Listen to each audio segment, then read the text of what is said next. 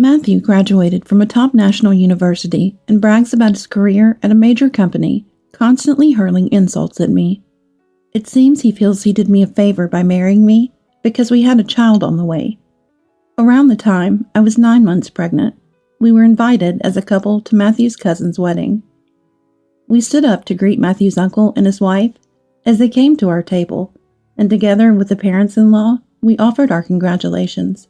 After the uncle and his wife moved to the next table, I sat down only to have Matthew suddenly splash beer on me. I was so shocked I couldn't even speak, and Matthew yelled at me. "Isn't it common sense for the wife to remain standing?" "Matthew, really? Don't you even know that much? Guess it's because you're uneducated." Mother-in-law Sarah quickly pulled out a lace handkerchief and wiped my face. As I absent-mindedly watched the drops falling from my bangs, I felt a pierce of anger rising. I couldn't stand it anymore. I didn't care that he was the father of my child. I decided to reveal various things in front of the relatives and hurt his unnecessarily high pride. I'm Dorothy, 42 years old. I met Matthew through work, and he was as charming as an actor. He was competent and considerate, and his gentle, calm manner of speaking was pleasing to the ear. After I developed a good impression of him, he asked me out, and I immediately said yes. A year later, after several days of feeling unwell, I took a pregnancy test, and it came back positive. Since we were dating with marriage in mind, I thought Matthew would be happy to hear the news. Instead, he frowned and answered indifferently, "Do you want to get married? Okay, then." There was no proposal, and I felt secretly disappointed.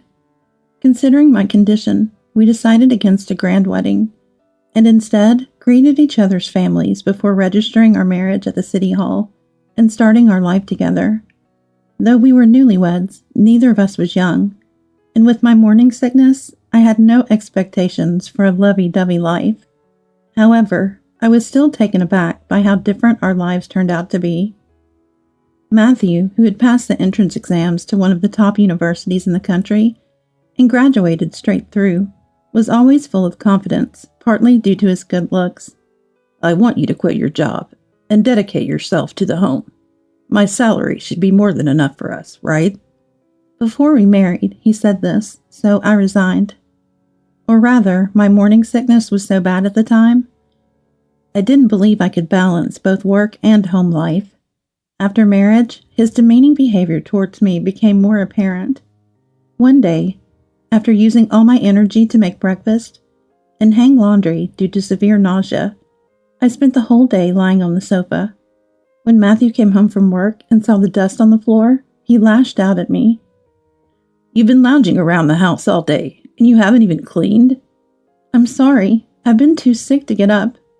Could you please buy something from the supermarket next door for dinner?" "Don't be ridiculous. You want me to eat pre-made food? What if I get sick? I'll give you 30 minutes to make dinner."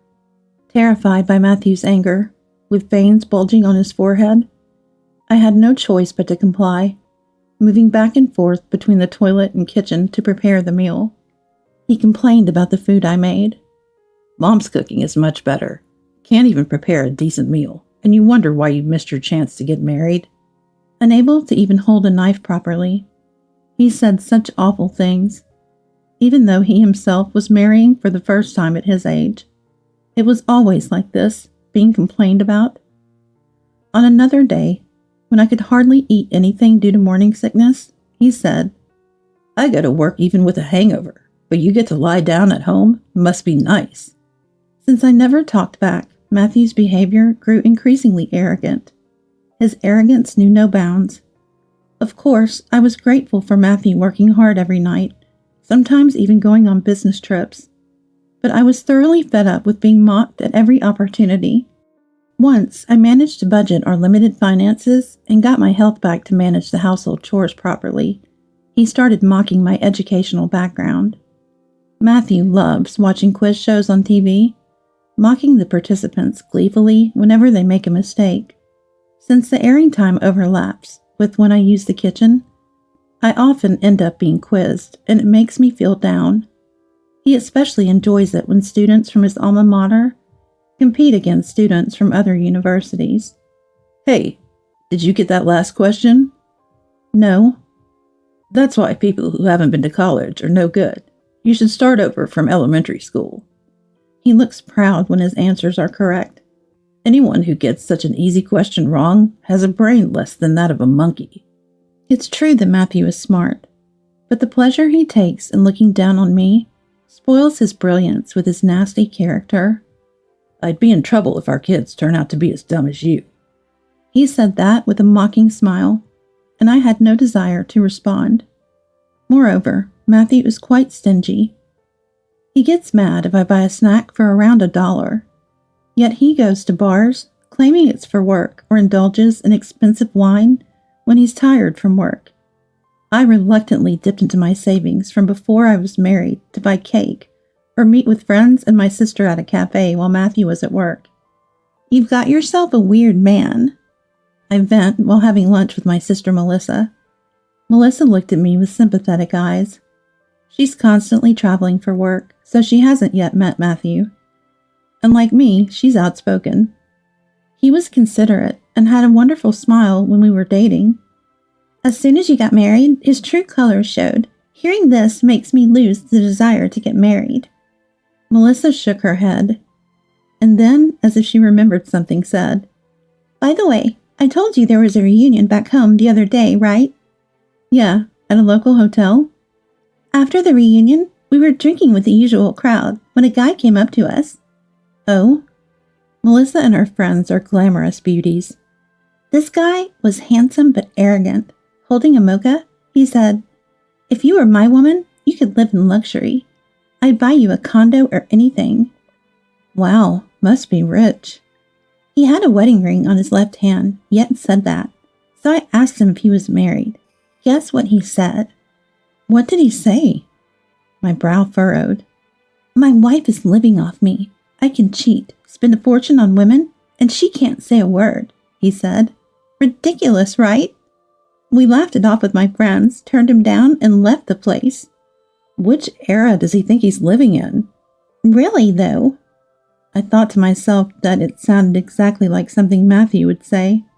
But I didn't want to worry Melissa, so I kept it to myself. Lately, being with Matthew feels suffocating. Wanting to assert his superiority over me, in more than just academics, he started to mock me like this, laughing. You know I married you because we had a baby on the way. You should be thrown away. I'm being kind by providing for you. You should worship me more. You're not grateful enough. Ah, am I like a cat or a dog that's been taken in? Yeah, those animals are probably treated much better. Thinking this makes me feel miserably pitiful. Was all the kindness during our dating days a lie? But maybe Matthew will change once the baby is born. Holding on to that faint hope, I couldn't bring myself to consider divorce. As the 9-month mark approached, we were invited to Matthew's cousin's wedding as a couple. My condition had stabilized, and since it was at a nearby hotel, we decided to attend.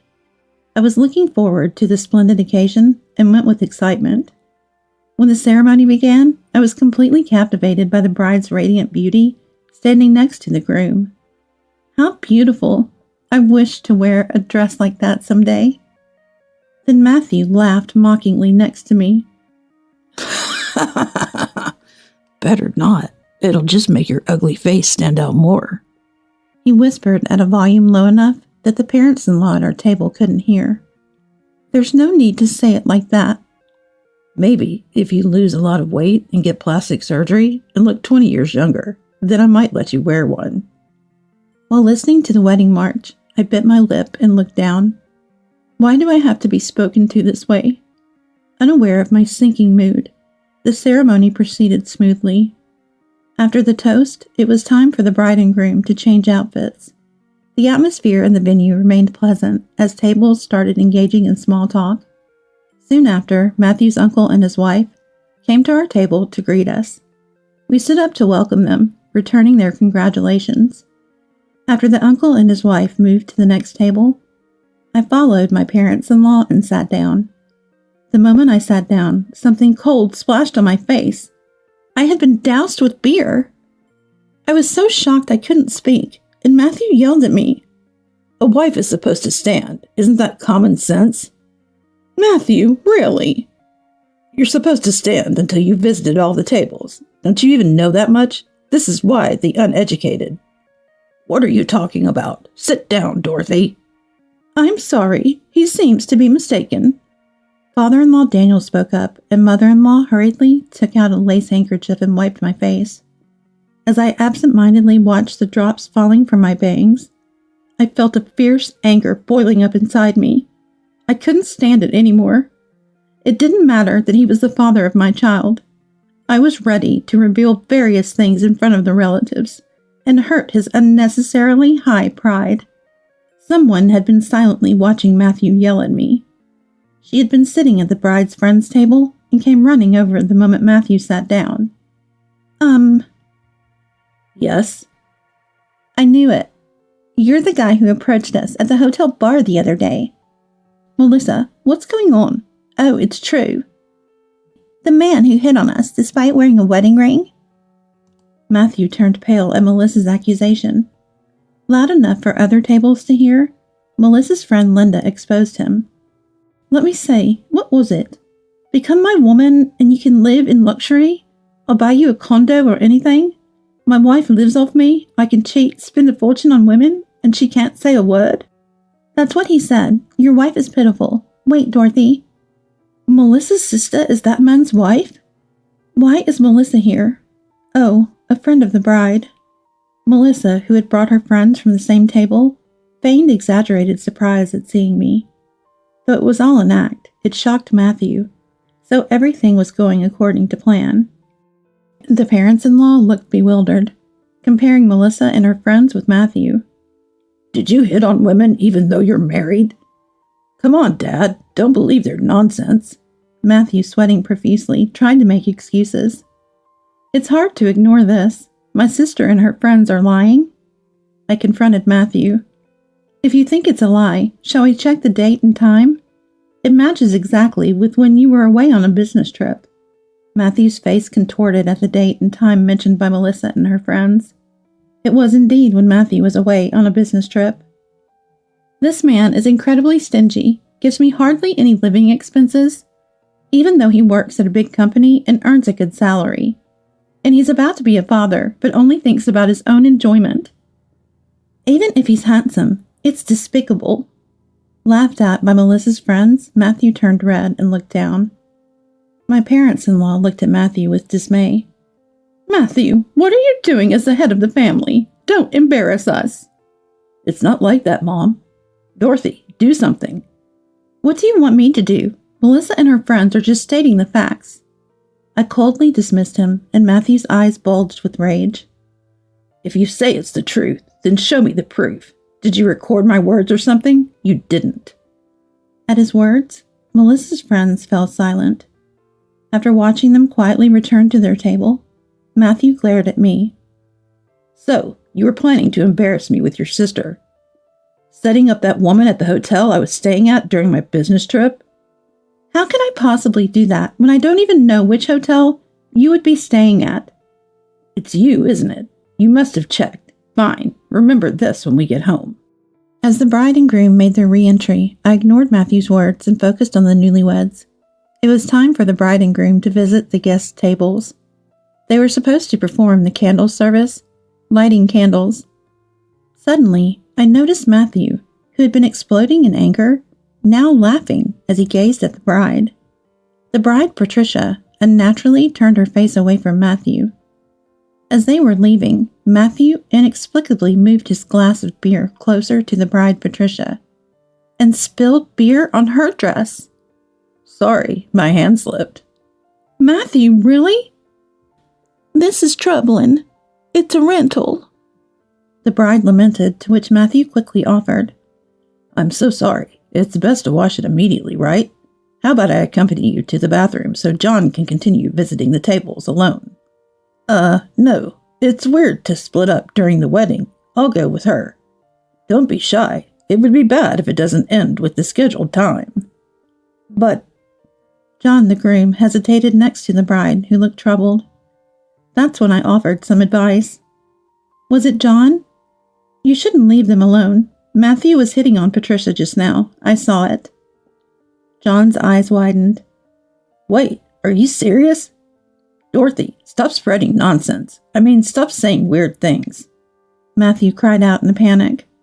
What's going on here? Are you trying to ruin the happy atmosphere? I don't enjoy this either, but Matthew, you're the one who caused it. I looked up at the bride and said firmly, Patricia is better to speak up early. Don't just endure it. Encouraged by my words, the bride looked determinedly at John and began. John, Dorothy's right. When I went to the bathroom earlier, Matthew hit on me. The bride continued as John was taken aback. John and Matthew, you've been friends since childhood, right? I kept quiet because I thought revealing this might ruin your relationship. But why should I have to endure this? The bride glared at Matthew and said in a stern tone, I remember every word he said. I'll tell everything. Stop. Ignoring Matthew's interruption, the bride spoke out loud for everyone to hear. He said things like, I'm smarter than John, work at a better company. Being my wife would be more beneficial for you. Just contact me after your honeymoon. Between what he said to Dorothy's sister and her friends, he really has no morals. Matthew covered his mouth with his hand, panicking as he looked back and forth between the angry faces of the bride and groom. John, you wouldn't believe such a woman, right? We're best friends, aren't we?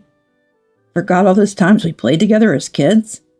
John coldly retorted to Matthew's rapid speech. Of course I trust her. I knew about Matthew's bad habits with women, but hitting on the bride? That's messed up. Even if I'm just average, I'm a better person than you. The venue started buzzing as John's painful voice echoed. Relatives who understood the situation began to criticize. Matthew's handsome and was expected to succeed in our family, but he's always been arrogant. Over 40 and still behaving like that. No matter how smart, he's the worst, a disgrace to the family. Matthew turned red up to his neck. What an awful cousin, John. Maybe you should cut ties with him. John is way cooler than that old man. Shut up. Matthew stood up, yelling loudly enough to fill the venue.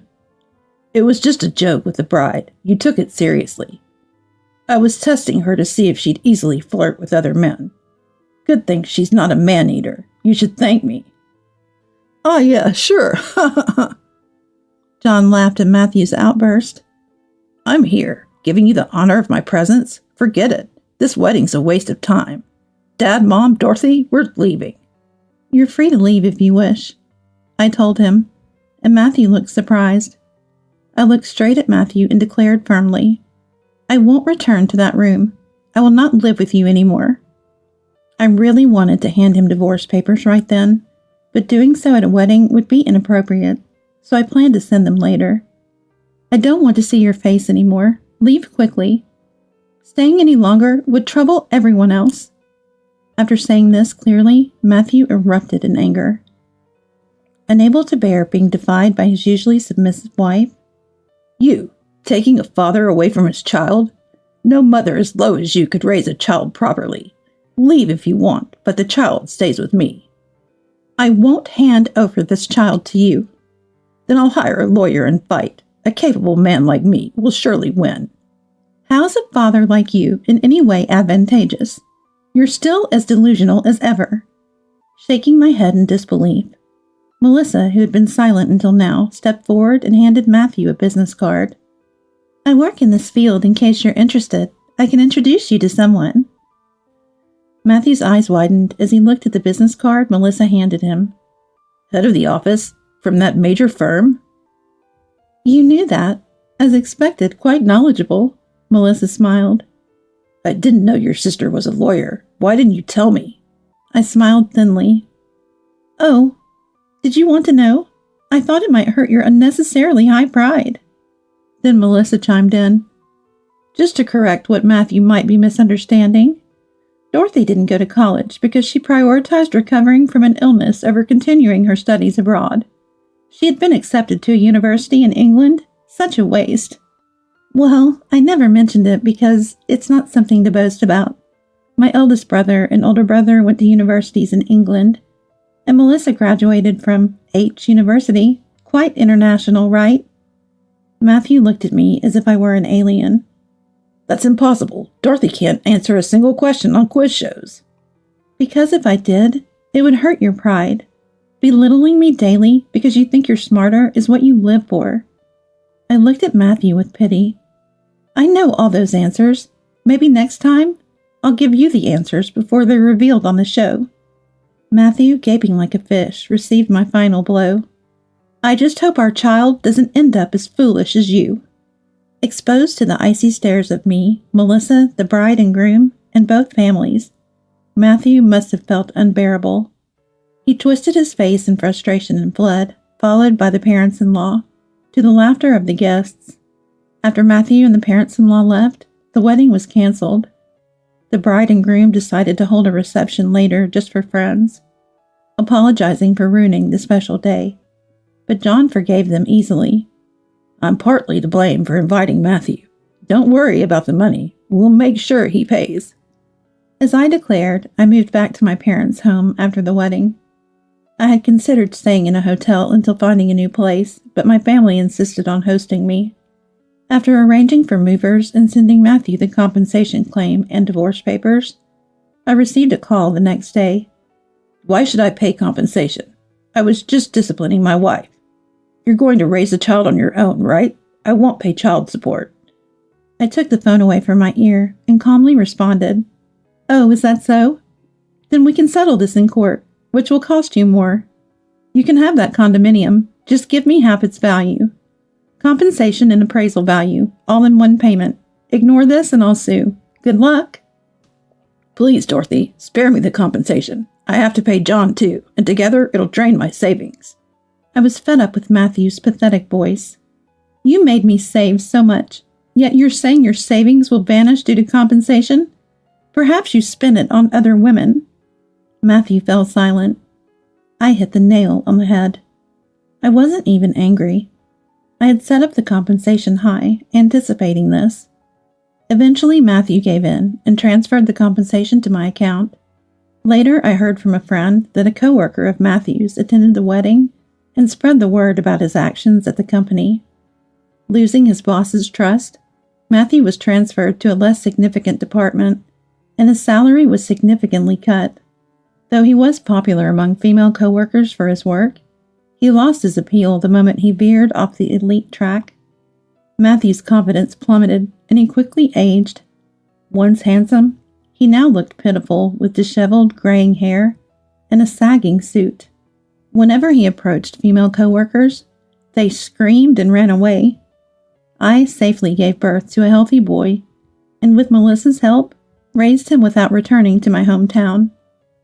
We moved to the condominium bought with the compensation, and I started working at Melissa's office while my child attended a child care center. So far, child support has been promptly deposited every month. I threatened to garnish his wages if he defaulted, which seemed effective. Next time, I hope to find someone far better than Matthew, who will adore my child. Without a father, I plan to pour twice the love into raising my child with care.